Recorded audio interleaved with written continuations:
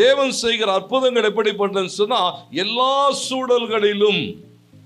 அது மாத்திரமல்ல, என்னோடு கூட உபாகமத்தின் புத்தகம் 34 அதிகாரம் 10-12 வரைக்கும் பாருங்க. இங்கே சொல்லப்படுகிறது, மோசே சொல்லுகிற போது சொல்லுகிறார், ஆண்டவர் அவனை அனுப்பினார் என்று எழுதப்பட்டிருக்கிறது.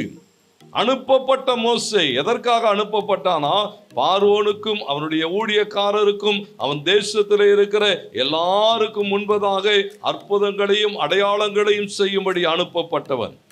போய் அப்படியே அந்த தேசத்தில் என்ன செய்கிறானா, அற்புத அடையாளங்களை செய்கிறான். ஆகையினால வேதம் சொல்லுகிறது, அவனுக்கு பின்னாலும் அவனுக்கு முன்னாலும் அவனை போல ஒரு தீர்க்கதரிசி எழும்பினதில்லை. அற்புதங்களை செய்கிறவனாய் ஆண்டவருடைய கரத்தின் கருவியாக. ஏன் சொன்னா, இங்கே எழுதப்பட்டிருக்க அனுப்பப்பட்டதனுடைய நோக்கம் போய் அற்புதங்களை செய்கிறானா. சங்கீதம் 78 சொல்லுகிறது, 43-55 வரைக்கும் அந்த வார்த்தைகள் எழுதப்பட்டிருக்கிறது.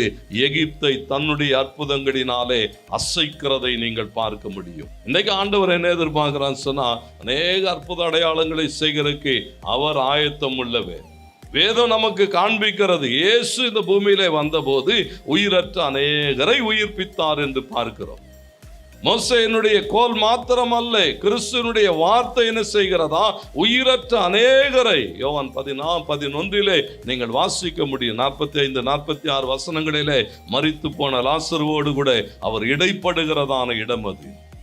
ஒன்றுமில்லாமல் போகிறான். லாசருவை குறித்து வேதம் சொல்லுகிறது, மரித்து அடக்கம் பண்ணப்பட்டு 4 நாட்களுக்கு மேலாகி நாறிப்போன நிலைமையில இருக்கிற லாசருடைய வாழ்க்கையை ஆண்டவர் என்ன செய்கிறதை பார்க்கிறோம். அப்படியே நொடிப்பொழுதிலே மறுபடியும் புதுப்பிக்கிற அற்புதத்தை செய்தார். தேவனுடைய அற்புதங்கள் ஏன் சொன்னா, உயிரற்ற நிலைமையிலே ஒன்றுக்கும் உதவாது என்கிற சொல்லுகிற நிலைமையில இருக்கிற ஒன்றை தேவன் உயிர்ப்பிக்க முடியுமானால், தேவன் ஒன்றை புதுப்பிக்க முடியுமானால், அதே தேவன் தான் இன்றைக்கும் உயிரோடு கூட இருக்கிறார். இன்றைக்கும் அதே அற்புதத்தை செய்வார். ஒருவேளை நீங்க யோசிச்சிருக்கலாம், எல்லாம் முடிந்துட்டது, இனி ஒன்றும் மாறாது, எல்லா காரியங்களும் அவ்வளவுதான், எல்லாமே என்ன வந்துட்டது, ஆண்டவருக்கு மகிமுண்டாட். இவைகளை தாண்டி அற்புதங்களை செய்கிறது.